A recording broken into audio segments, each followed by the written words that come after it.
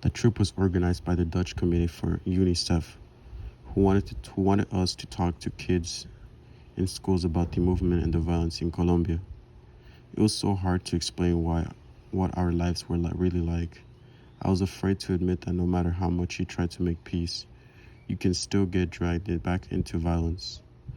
When I came back from Holland, Beto and some of the others in the movement thought I had changed. Beto said I was really full of myself. He didn't think traveling overseas was any big deal anyway. He'd been to Geneva with the movement, but he told me that given a choice between Geneva and Cali, I would sooner go to Cali, and Cali is just another Colombian city.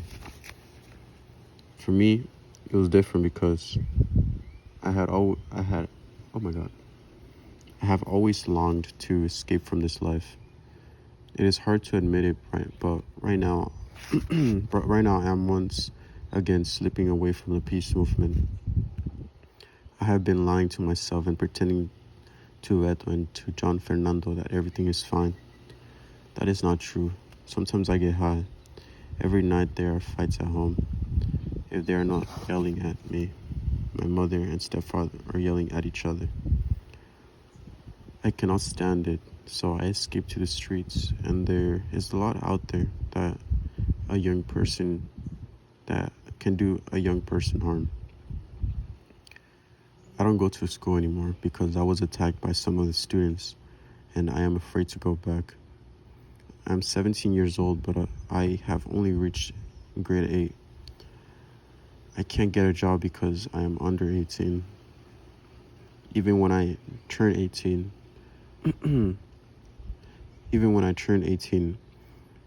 it will be almost impossible to find anything.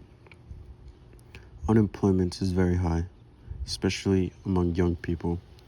And without a job, there's no possibility of moving away to live in a place where there's peace.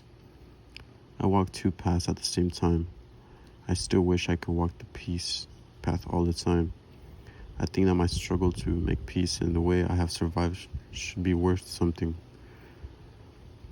I would still like to keep the young people. I would still like to help young people move away from gang violence and perhaps make peace make peace gangs instead. These would be groups of young people trying to help one another to survive the violence of their homes and the streets without making life worse in the process. It is hard to do this without help. John Fernando helps, but there are not enough people like him around. I believe that young people would do a lot more to help I believe that young people would do a lot more to help peace if more adults were willing to cooperate, to listen to what we have learned and worked with us. If we had peace at home, that would be a great beginning.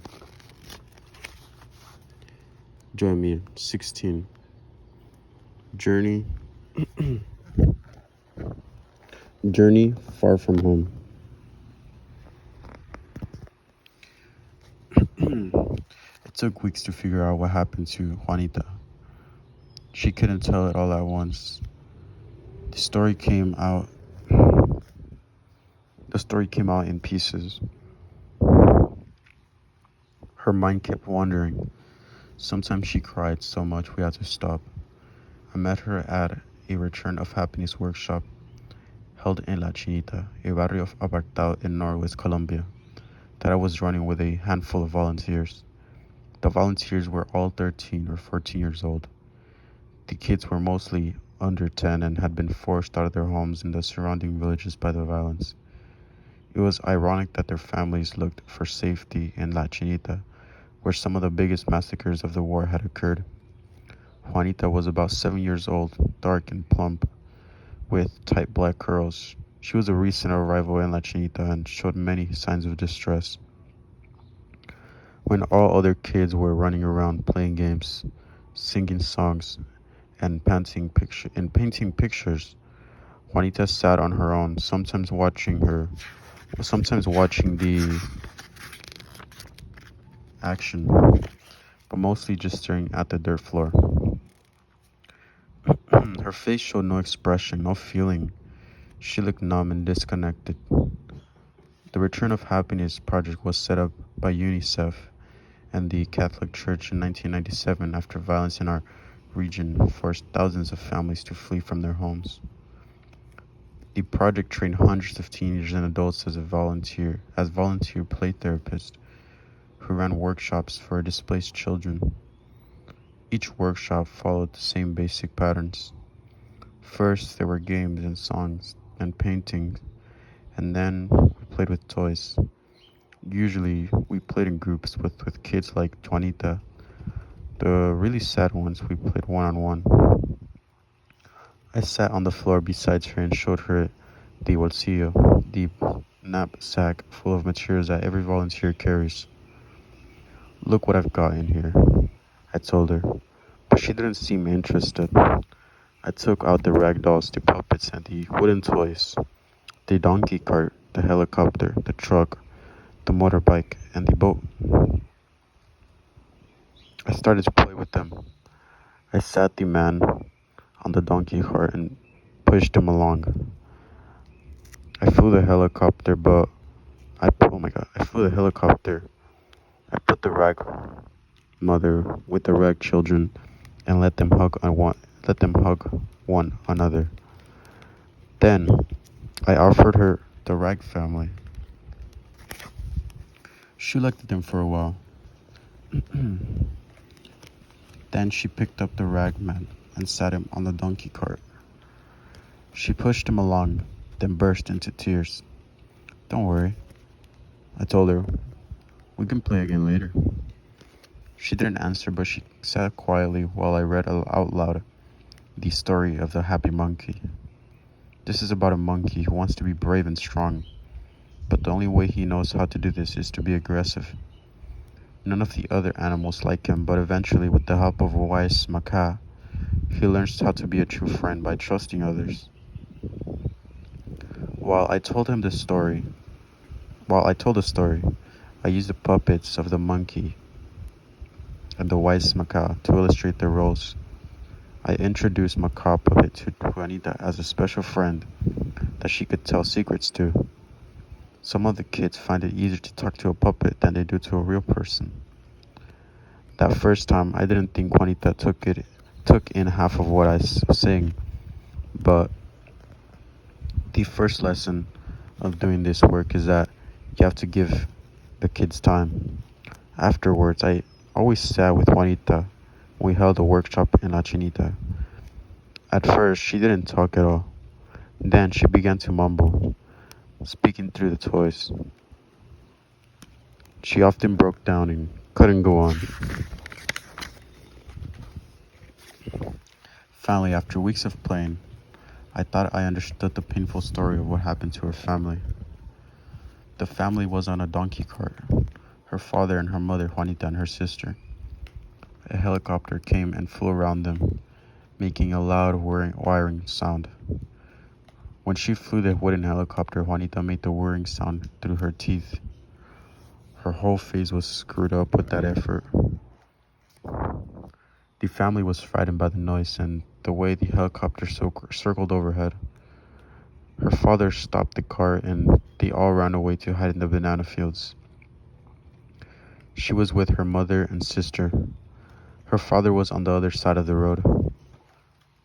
The helicopter landed some away. The man came and one of them found her father. Juanita and her mother and sister stayed hidden, but they saw everything. She saw them drag her father out of the field. She bent the tiny rag's arms out of the rag dolls behind his head, just the way her father's arm had been. The commander of the army came along and he pushed Juanita's father onto the ground, face down.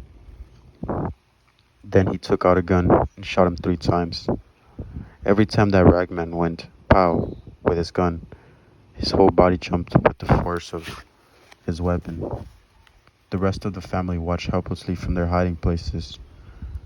After the armed men had gone, Juanita gathered the rag dolls that stood for themselves. Juanita gathered the rag dolls that stood for herself. Her sister, her mother, and ran them to the father doll. They fell on him and cried until their mother said they must go, must leave, must run away.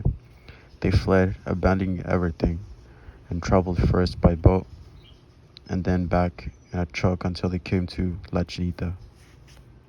There wasn't much I could do to help Juanita aside from playing with her, paying attention to her, and encouraging her to join in with the other kids.